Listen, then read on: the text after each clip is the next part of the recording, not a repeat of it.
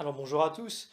Aujourd'hui, je vais répondre à une question qui m'a été posée concernant l'existence et la relation potentielle avec les anges gardiens, et plus précisément avec notre ange gardien, s'il existe. Alors, pour cela, je ne vais pas faire de théologie profonde dans cette vidéo de façon volontaire. Je souhaite absolument que cette relation que nous ayons et que nous devons avoir avec notre ange gardien reste la plus simple et la plus humble possible. Dans un premier temps, je vais faire un rappel. Donc ce rappel est disponible dans d'autres vidéos, mais pour ceux qui n'ont pas vu les autres vidéos de la chaîne, eh bien, je vais me répéter un petit peu pour eux. Alors pour comprendre cette histoire de l'ange gardien, pour bien comprendre pour quelles raisons nous avons un ange gardien, eh bien, il faut rappeler un peu le début, le début de tout.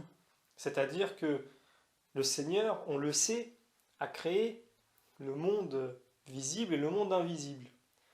Donc on comprend bien que le monde invisible dont il est question, c'est notamment le monde qui est composé des anges. Tout comme nous sommes les êtres humains qui composons le monde visible que nous pouvons voir évidemment. Alors, Dieu, lorsqu'il choisit de créer les anges, il leur propose, après qu'ils aient choisi d'accepter justement cette soumission à Dieu, donc le fait d'accepter Dieu comme leur Seigneur, eh bien, Dieu leur confie cette mission de veiller sur les hommes, de les accompagner sur le chemin du salut, sur la base de cette phrase que nous retrouvons dans l'Évangile, à savoir, le plus grand parmi vous est celui qui se fait le plus petit. Alors évidemment, c'est cette phrase-là que nous connaissons bien, nous en tant que chrétiens, qui fit que certains anges refusèrent absolument ce plan de Dieu et se détournèrent de lui. Puisque pour eux, ils l'avaient bien compris, cela voudrait dire que ces anges, être éminemment supérieurs à nous, devraient se faire plus petits et se rendre serviteurs des hommes pour être grands aux yeux de Dieu. Puisque ceux qui sont grands aux yeux de Dieu, ce ne sont pas ceux qui sont puissants ou ceux qui sont forts ou ceux qui sont intelligents, mais ce sont ceux qui sont humbles, doux, serviteurs, et qui ont la charité pour leur prochain. Et à partir de là, on comprend bien que certains anges, dont celui que nous connaissons, qui est cité dans la Bible, notamment Satan, décrit comme étant un être merveilleux et intelligent, peut-être le plus intelligent de tous les anges. Il a bien compris qu'il perdrait ce rang qui lui était cher, lui qui était orgueilleux, et qu'il deviendrait, selon sa propre vision des choses, le laquais des hommes, et non plus l'humble serviteur, puisqu'il avait une vision de la grandeur différente de celle de Dieu, véritablement qui était à l'opposé de la façon de voir de Dieu. Alors ce qui se passe, c'est que comme Dieu, qui veut absolument que nous formions une famille tous ensemble, et qui veut gratuitement nous donner ses trésors, il choisit de donner aux anges, en tout cas à une certaine catégorie d'anges, puisqu'il y a plusieurs types d'anges, la garde et le suivi des hommes. Alors ça fait un petit peu dit comme ça, la garde et le suivi, on a l'impression presque d'être de petits enfants, voire un colis. Et non, nous sommes bien des êtres humains, mais que nous sommes faibles et petits par rapport à ces anges qui veillent sur nous.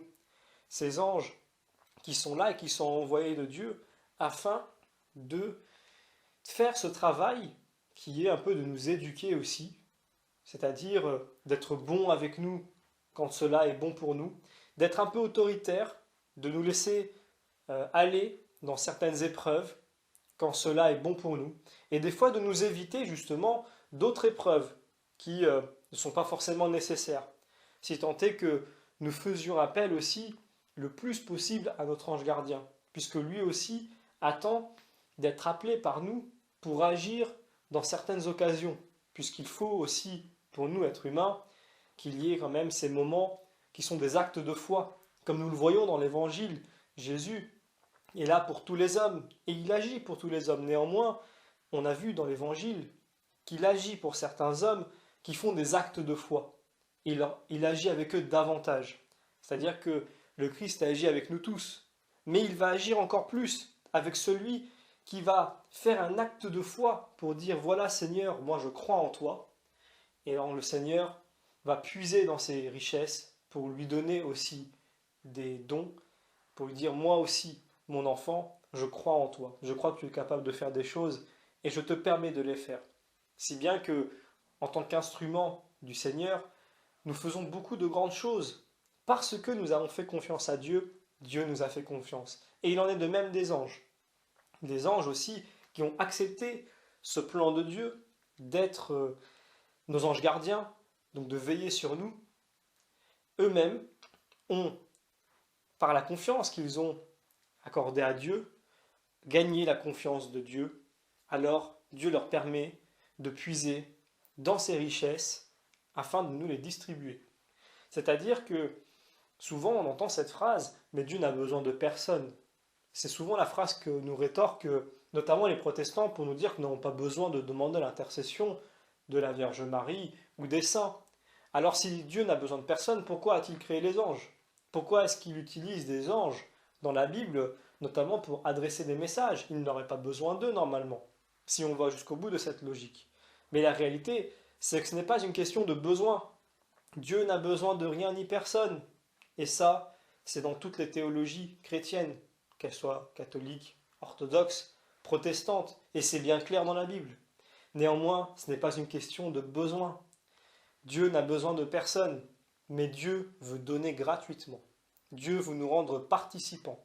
Dieu veut que nous soyons des acteurs actifs du salut, donc de son plan de salut, de son dessein, pour cette finalité de ce chemin sur lequel nous sommes, qui est la vision béatifique, donc vivre avec Dieu. À partir de là, nous comprenons pourquoi Dieu nous délègue ses dons et ses richesses. Il peut le faire lui-même. Nous n'avons pas besoin normalement d'ange gardien. Dieu lui-même veille sur nous. Mais il veille sur nous aussi, par l'intermédiaire d'un ange à qui il confie cette mission. Parce que l'ange aussi est convié à faire partie de cette grande famille des enfants du Seigneur. Alors, il faut aussi citer quelques sources néanmoins. Dans la Bible, il est souvent question des anges.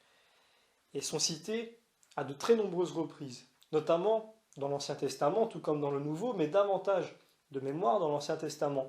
On voit notamment qu'ils adressent des messages. On voit aussi qu'ils peuvent avoir un territoire qui leur est délégué. Donc un ange qui serait l'ange gardien non plus d'une personne, mais d'un pays. C'est notamment le cas de Saint Michel qui se voit accorder Israël. On peut voir que d'autres anges, dont le nom n'est pas cité, aussi se voient accorder des causes, des territoires, des nations, etc. Donc Dieu délègue véritablement à ses anges des tâches qui lui sont propres. Alors, déjà de ce point de vue-là, on comprend bien, même si nous allons prendre d'autres sources par la suite, que nous sommes davantage plus importants que ces territoires et ces nations, puisque ce n'est pas une terre en soi que ces anges avaient pour mission, mais bien des populations et des nations. Donc, évidemment, nous sommes plus importants qu'un territoire, et nous sommes plus précieux de façon unique qu'un groupement de personnes ou qu'une nation vue de façon abstraite et vague. Donc nous avons forcément, nous aussi, des anges gardiens qui veillent sur nous. C'est ce que nous rappelle la théologie, qu'elle soit catholique ou orthodoxe. Et on le voit notamment dans la Bible. Je vais citer notamment quelques passages dans la Bible qui nous montrent bien que les anges travaillent en collaboration aussi avec Dieu pour faire un peu cette médiation entre l'homme et Dieu. Je prends notamment Genèse chapitre 21 où il est dit « Dieu entendit la voix de l'enfant du lieu où il était. Un ange de Dieu appela Agar du haut du ciel et il lui dit « Agar, qu'y a-t-il ? N'aie point crainte, car Dieu a entendu la voix de l'enfant du lieu où il est. » Donc Genèse chapitre 21 verset 17. Donc cette médiation, alors je reviens un peu sur le thème de médiation puisque je vois venir certains commentaires, comme j'en ai eu droit d'ailleurs dans d'autres vidéos. La Bible nous dit que le Christ est le seul médiateur. Alors je ferai une vidéo à part pour expliquer ce passage-là, souvent mal compris aussi.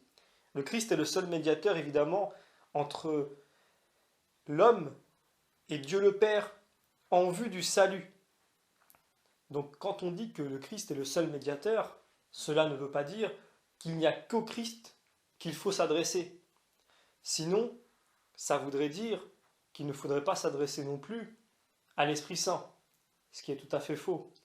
Cela voudrait dire aussi que dans la Bible, les intercessions que les différents peuples ont eu à user, notamment le peuple juif, lorsqu'il demande l'intercession, lorsqu'il plutôt demande à Moïse directement ou à Josué d'intercéder pour eux à Dieu, ils seraient donc en tort eux aussi, ce qui est tout à fait faux. La médiation dont il est question dans la Bible, c'est bien ce Dieu qui se fait homme, 100% homme et 100% Dieu, et donc qui fait cette moitié de chemin entre l'homme, 100% homme, et Dieu le Père, 100% Dieu. Il est ce médiateur, et il n'y a que par le Christ que nous pouvons arriver à la vision béatifique. Néanmoins, il s'agit là du salut, et non pas de la prière ou de la communication. Évidemment, Dieu est le seul à qui nous devons prier. Néanmoins, nous avons une myriade d'anges, une myriade de saints, à qui l'on peut demander l'intercession, tout comme ce peuple juif a demandé l'intercession dans l'Ancien Testament à Moïse, tout comme Abraham intercède également dans l'Ancien Testament, afin que Dieu ne punisse pas toute une ville, toute une contrée. Donc on voit bien que cette intercession est quelque chose de tout à fait normal et habituel dans les Écritures. Et nous savons très bien que les personnes qui sont de l'autre côté sont bien vivantes. Elles ne sont plus vivantes sur terre, mais sont vivantes en Jésus-Christ. Elles sont vivantes en Dieu. Alors, c'est là où je veux en venir. C'est que cette relation que nous avons avec les cieux, notamment avec notre ange gardien, c'est une relation qui est unilatérale, évidemment. C'est-à-dire que, tout comme nous pouvons demander l'intercession des saints pour que ces derniers intercèdent pour nous auprès du Seigneur, il est évident que eux ne vont pas venir directement nous parler. Pourquoi ? Parce que ce n'est pas leur rôle pour l'instant. Le rôle de cette terre sur laquelle nous vivons, de ce premier purgatoire, c'est d'abord d'expérimenter le silence de Dieu. Et quand Dieu juge qu'il est nécessaire, utile, à une personne individuellement ou à un groupe de personnes quand il y a des miracles publics, de venir agir sur terre, il le fait, mais à la dose que lui décide, puisque le but de ce premier purgatoire dans lequel nous sommes actuellement, c'est expérimenter l'absence de Dieu afin de le chercher, de le désirer davantage, de le ressentir également, mais toujours un peu caché quand même, puisque Dieu ne se montre pas complètement aux hommes lorsque nous sommes sur terre. Je tiens à dire cela pour anticiper ceux qui pensent qu'ils pourraient recevoir une réponse du ciel, notamment pas seulement des anges, mais également des saints ou des personnes défuntes. C'est quelque chose d'impossible. Cela est absolument interdit dans la Bible, et il y a des exemples de cas où certaines personnes, notamment dans l'Ancien Testament, ont essayé de faire ce type de pratique, qui s'apparente à la divination, qu'on en soit conscient ou pas. Donc on ne peut pas avoir une discussion avec notre ange gardien. On peut lui demander de veiller sur nous, on peut le remercier, et c'est fortement conseillé, puisque lui veille sur nous en continu, mais on ne peut pas attendre de lui une réponse. On ne peut pas attendre de lui qu'il discute avec nous de la même des façons que nous discutons avec lui. C'est important à comprendre. Mais une fois que nous serons de l'autre côté, une fois que nous passerons cette vie, nous verrons qui est cet ange qui a veillé sur nous, nous apprendrons à le connaître, et peut-être qu'avec nous, quand nous serons face au Christ, puisqu'il se fera aussi notre avocat, il regardera cette vie que nous avons passée, et que nous verrons toutes les fois où il a été présent pour nous, où il nous a aidés, ou peut-être même des fois où il nous a sauvés, et nous ne le savions pas encore à ce moment-là. Alors je vais prendre aussi encore quelques références bibliques, néanmoins, où l'on voit que les anges sont là pour nous, véritablement. Si je prends l'évangile selon saint Luc au chapitre 22, il est écrit à Gethsémani, lorsque Jésus est en proie à l'angoisse, Alors un ange lui apparut du ciel pour le fortifier. Je prends maintenant un autre passage dans le livre des Actes des Apôtres, au chapitre 12, où il est écrit: Ils protégèrent les apôtres, et voici un ange du Seigneur survint, et une lumière brilla dans la prison. L'ange réveilla Pierre en le frappant au côté et en disant: Lève-toi promptement. Les chaînes tombèrent de ses mains. Alors là, je fais exprès de prendre ce passage, puisque je viens de dire il y a quelques instants qu'on ne peut pas avoir de discussion avec l'ange qui nous garde. Et là, on voit que l'ange parle à Pierre. Alors, est-ce que cet ange, parce que ce n'est pas précisé dans le texte, parle de vive voix, ou est-ce qu'il intervient peut-être dans sa pensée? Néanmoins, cela reste une exception. Et de toute façon, nous savons que Pierre n'a pas fait cette demande. Donc cela confirme en réalité ce que je disais avant. C'est-à-dire que si l'ange gardien, comme Dieu, choisit de nous faire passer un message, ou de nous parler, puisque certaines personnes, elles se sont converties à la foi chrétienne, ont entendu des fois un appel bien visible, donc un appel extérieur à eux-mêmes, une voix qui leur disait: Viens, suis-moi. Et c'était le Christ. Donc il peut arriver que le ciel, comme je l'ai dit au tout début, fasse des interventions ponctuelles dans notre vie. Mais elles restent ponctuelles et nous ne pouvons pas les forcer, nous ne pouvons pas les demander.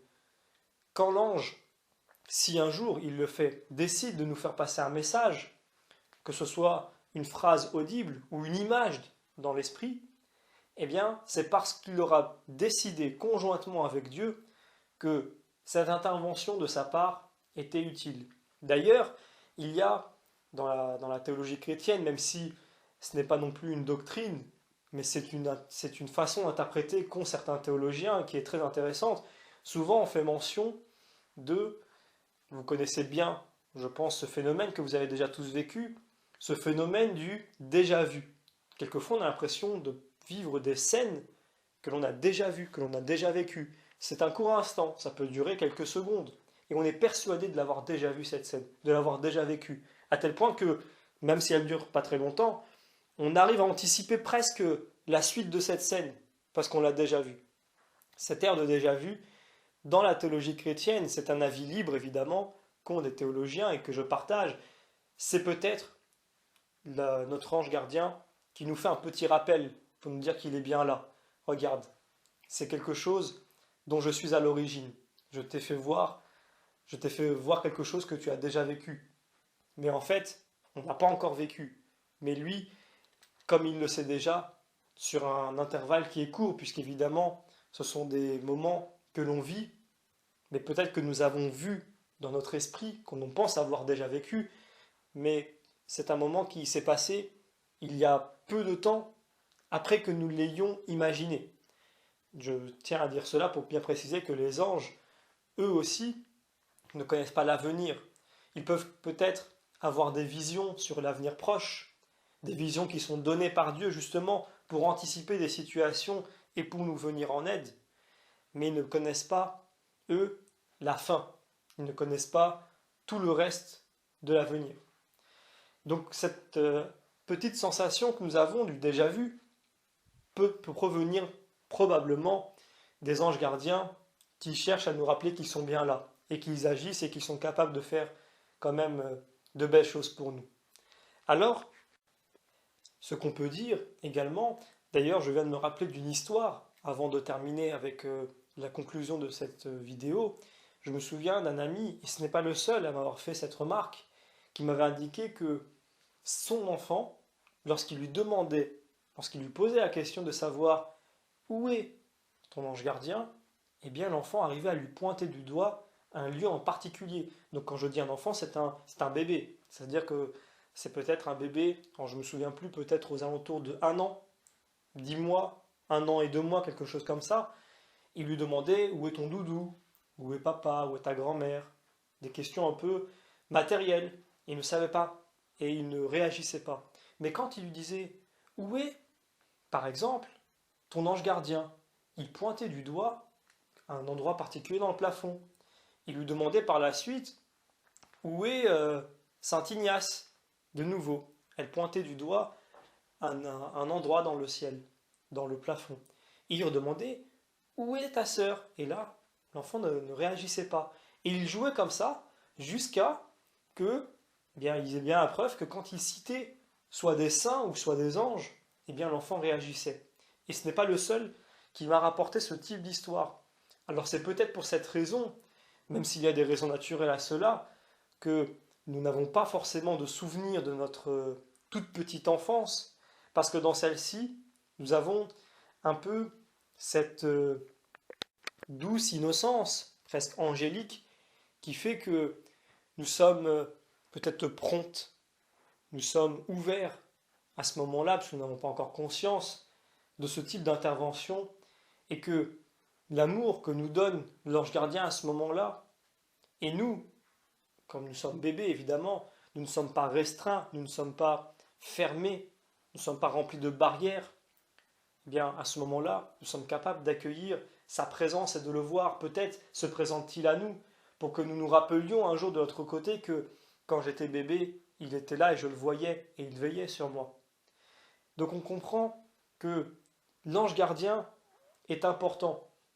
D'ailleurs, bon nombre de pères de l'Église, notamment aussi des docteurs par la suite, ou bien des saints de l'Église tout simplement, des prêtres, qui soient canonisés d'ailleurs ou pas, ont produit des poèmes, des prières même, pour les anges gardiens, pour les remercier. Alors évidemment, ce ne sont pas des prières adressées à l'ange gardien. La Bible elle-même nous met en garde contre les cultes envers les anges. Nous savons très bien, comme je l'ai expliqué au début de cette vidéo, que l'ange gardien, comme nous sur terre, n'est qu'un instrument de la grâce de Dieu. Il n'a pas un statut particulier où il peut mériter un culte comme Dieu, évidemment, puisque Dieu est unique. Mais on peut tout à fait remercier notre ange gardien et lui confier également des prières qu'il donnera avec certitude au Seigneur, à qui il déposera, mais évidemment, celle-ci aura un poids différent, puisque lui-même se chargera de déposer cette prière que nous adressons au Seigneur.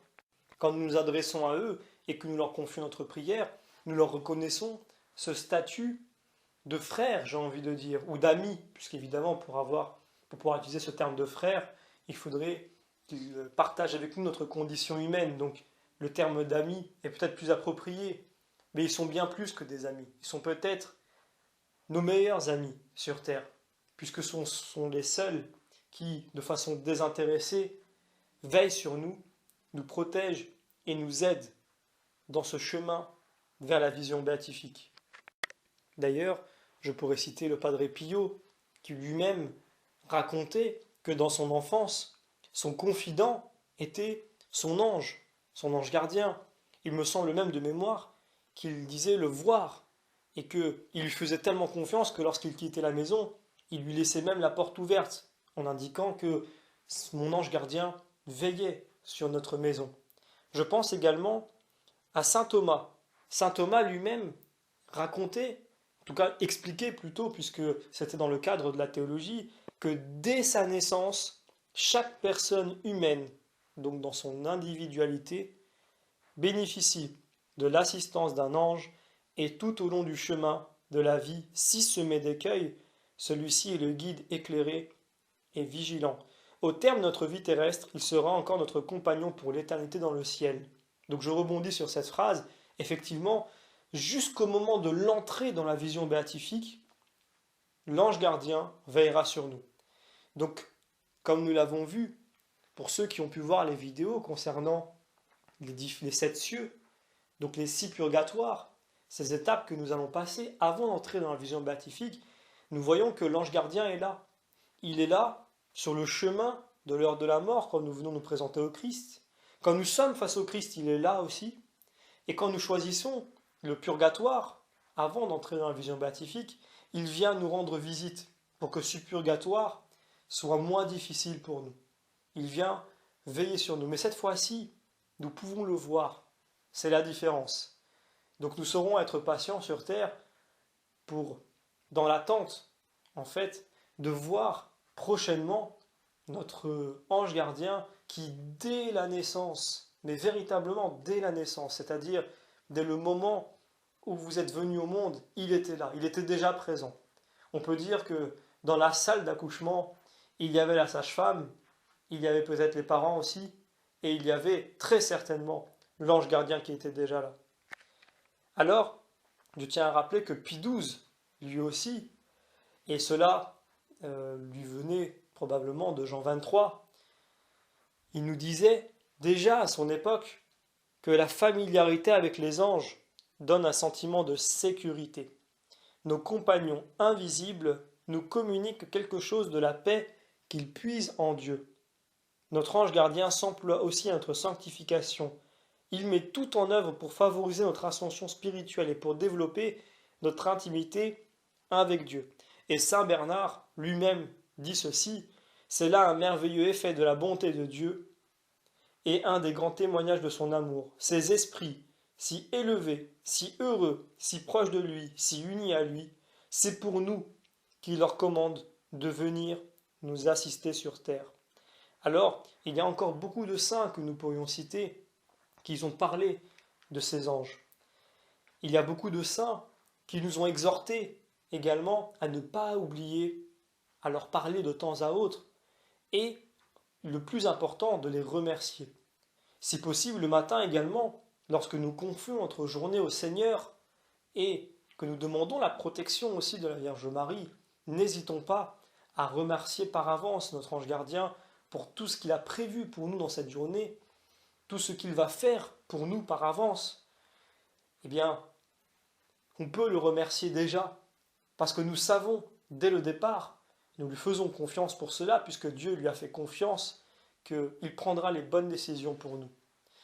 Une fois, un jeune me demandait comment est-ce qu'on peut savoir ce que l'ange gardien fait pour nous. Si nous sommes attentifs, si nous prions, si nous sommes dans un état de prière, pas constant, parce que quand même assez difficile pour notamment un jeune, puisque la réponse lui avait été adressée, d'être constamment dans la prière, néanmoins d'avoir une vie de prière, c'est-à-dire de savoir prier régulièrement dans la journée, de s'élever par rapport au monde matériel. Eh bien plus on s'élève du monde matériel, plus mécaniquement on s'en rapproche de ce monde spirituel que nous voyons, que nous appréhendons et que nous comprenons davantage, que nous ressentons davantage. L'ange gardien agit beaucoup pour nous. Quelquefois, nous ne le sentirons pas, nous ne le verrons pas. Mais quelquefois, nous allons le sentir, nous allons le voir. C'est-à-dire que, pour ma part, j'ai un récit personnel sur le sujet. Un jour, je conduisais, j'étais sur l'autoroute, et je me baisse pour attraper un objet qui avait glissé. Et le souci, c'est que entre cet instant-là, au moment où je me baisse, bien, l'objet glisse un petit peu, j'insiste pour l'attraper, en étant certain qu'il n'y avait rien devant moi, et en réalité, il y avait une voiture qui s'était insérée. Et au moment où je lève les yeux, c'était trop tard. J'allais prendre la voiture. Et là, ma main a tourné le volant de sorte à éviter cette voiture-là. Mais j'ai la certitude absolue de ne pas avoir eu le réflexe de le faire. C'est-à-dire qu'il était déjà trop tard. Au moment où je les regarde, la voiture est déjà en face et je suis certain de rentrer dedans. Et d'un seul coup, ma main, toute seule, tourne le volant et ce n'est pas un réflexe qui est venu de moi. J'ai évité cette voiture de peu.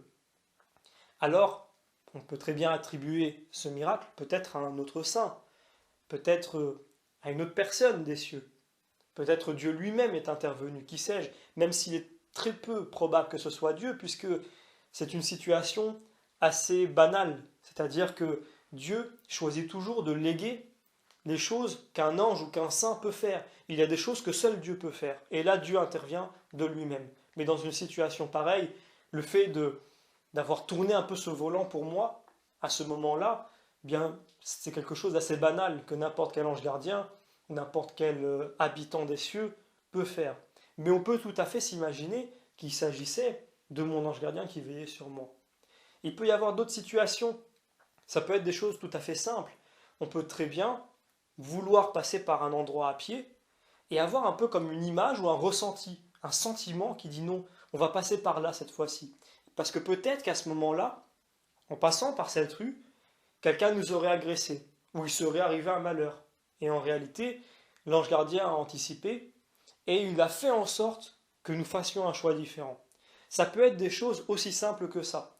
Très souvent, les personnes s'imaginent que on va avoir des interventions extraordinaires, peut-être nous verrons une lumière blanche, peut-être qu'une voix va nous parler, une grande voix qui va s'exclamer avec autorité. Mais en réalité, la plupart du temps, donc 90 plus peut-être % des cas, eh bien ce seront des interventions beaucoup plus intérieures, beaucoup plus simples, beaucoup plus, je dirais, j'allais dire humbles, dans le sens où c'est d'abord dans l'intériorité que Dieu agit. On dit souvent que c'est dans le silence que Dieu agit parce que, notamment, c'est dans le silence, dans la méditation, de la prière, dans cet entretien de la relation avec Dieu qui se fait dans l'humilité, dans la simplicité, que nous pouvons comprendre, voir, appréhender, ressentir ces messages, ce contenu qui vient du ciel.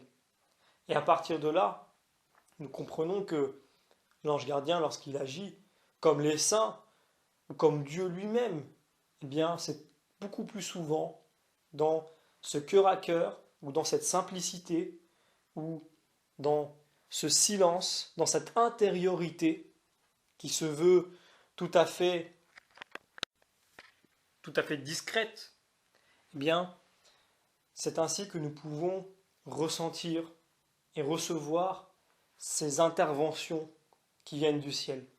Très souvent, et c'est là qu'on voit le charlatanisme de certains, on a déjà tous vu sur Internet ou assisté dans la réalité à des personnes qui disent recevoir ou voir des choses du ciel et se mettre à faire de grands gestes, à prendre une voix élevée, à penser qu'il y a une certaine autorité, à avoir justement ce type de comportement qui correspond plus au code du monde, où on est un peu dans le tape à l'œil, dans la vanité et dans l'orgueil. Plutôt, on est en train d'essayer de se flatter et d'attirer le regard des autres vers soi. Mais le ciel fera toujours tout pour que notre regard soit toujours tiré vers le haut, vers les cieux.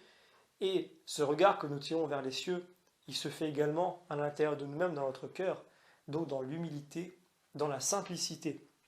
Alors, tâchons tous les jours d'essayer d'être à l'écoute, évidemment dans un premier temps de Dieu lui-même, mais également de ses envoyés, puisque Dieu, encore une fois, lègue, il donne, il permet à sa famille de faire que cette famille puisse communiquer, que chacun d'entre nous puisse communiquer les uns avec les autres.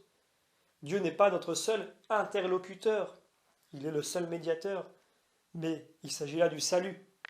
Dans la communication, dans la chaîne de prière, dont la fin de cette chaîne est bien entendu Dieu, mais dont les bras qui prennent cette prière, ces mains qui emportent ces douces paroles que nous adressons au Seigneur, peuvent être amenés par notre ange gardien, par un saint, ou par même une autre personne, peut-être si nous avons notre grand-mère, notre grand-père dans les cieux, que nous avons connu être très humble, que nous avons connu comme étant quelqu'un qui aimait Dieu, qui a agi pour Dieu, mais dont la reconnaissance évidemment n'est pas faite de façon publique, mais que vous connaissez vous, dans le privé, vous pouvez aussi vous adresser à ces personnes de votre famille qui vous ont quitté en leur disant simplement, toi qui es là-haut, tu es près de Dieu aujourd'hui, donne-lui cette prière pour moi, tout simplement. Ce n'est pas de l'invocation, ce n'est pas parler aux morts, les morts qui sont de l'autre côté et qui sont avec Dieu ne sont pas morts. Et nous n'attendons pas de réponse d'eux, nous l'avons bien compris.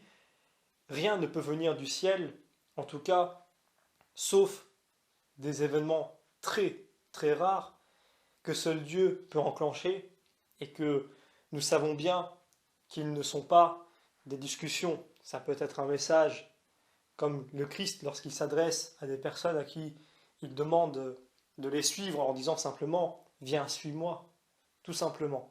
Mais nous savons que nous n'attendons rien comme réponse du ciel et que nous ne pouvons pas forcer la main du ciel à nous répondre ou à nous parler. Cela n'est pas possible. Donc, cette discussion est unilatérale pour le moment, ce n'est nous uniquement qui parlions avec le ciel. Et donc, n'oublions pas et n'hésitons pas également à parler à ceux à qui Dieu a confié notre protection, pour les remercier, pour leur demander de continuer à toujours le faire, pour entretenir cette relation que nous avons le droit d'avoir avec eux, et pour leur demander toujours d'intercéder pour nous auprès du Seigneur, puisque eux, qui sont de l'autre côté, ont peut-être un poids supérieur à nous. Donc je terminerai tout simplement avec cette prière que Padre Pio disait à son ange gardien. Donc vous l'avez bien compris, c'est une prière qu'il adresse à son ange gardien, non pas qu'il prie l'ange gardien, mais une prière à qui qu'il adresse à son ange gardien. Donc, si vous le souhaitez, vous pouvez la faire avec moi. Ange de Dieu, qui êtes mon gardien, puisque le ciel m'a confié à vous dans sa bonté, éclairez-moi, dirigez-moi et gouvernez-moi aujourd'hui, ainsi soit-il.